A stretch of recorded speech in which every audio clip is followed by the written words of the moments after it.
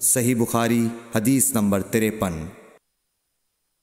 عبد القیس کا وفد جب حضرت صلی اللہ علیہ وسلم کے پاس آیا تو آپ نے پوچھا کہ یہ کون سی قوم کے لوگ ہیں یا یہ وفد کہاں کا ہے؟ انہوں نے کہا کہ ربیعہ خاندان کے لوگ ہیں۔ آپ صلی اللہ علیہ وسلم نے فرمایا، مرحبا اس قوم کو یا اس وفد کو، نہ ذلیل ہونے والے نہ شرمندہ ہونے والے، یعنی ان کا آنا بہت خوب ہے۔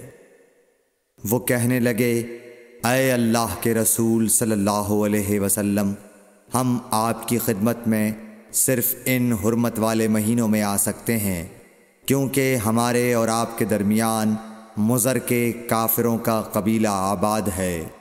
پس آپ ہم کو ایک ایسی قطعی بات بتلا دیجئے جس کی خبر ہم اپنے پچھلے لوگوں کو بھی کر دیں جو یہاں نہیں آئے، اور اس پر عمل درآمد کر کے ہم جنت میں داخل ہو جائیں۔ اور انہوں نے آپ سے اپنے برتنوں کے بارے میں بھی پوچھا۔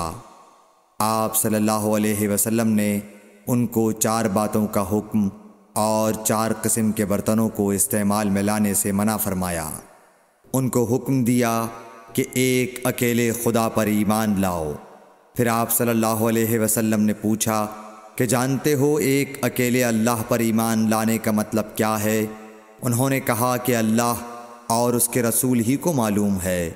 آپ نے فرمایا کہ اس بات کی گواہی دینا کہ اللہ کے سوا کوئی معبود نہیں، اور یہ حضرت محمد صلی اللہ علیہ وسلم اس کے سچے رسول ہیں، اور نماز قائم کرنا اور زکوٰۃ ادا کرنا اور رمضان کے روزے رکھنا اور مال غنیمت سے جو ملے اس کا 5واں حصہ مسلمانوں کے بیت المال میں داخل کرنا، اور 4 برتنوں کے استعمال سے آپ صلی اللہ علیہ وسلم نے ان کو منع فرمایا، سبز لاکھی مرتبان سے اور کدو کے بنائے ہوئے برتن سے، لکڑی کے کھودے ہوئے برتن سے اور روغنی برتن سے، اور فرمایا کہ ان باتوں کو حفظ کر لو اور ان لوگوں کو بھی بتلا دینا جو تم سے پیچھے ہیں اور یہاں نہیں آئے ہیں۔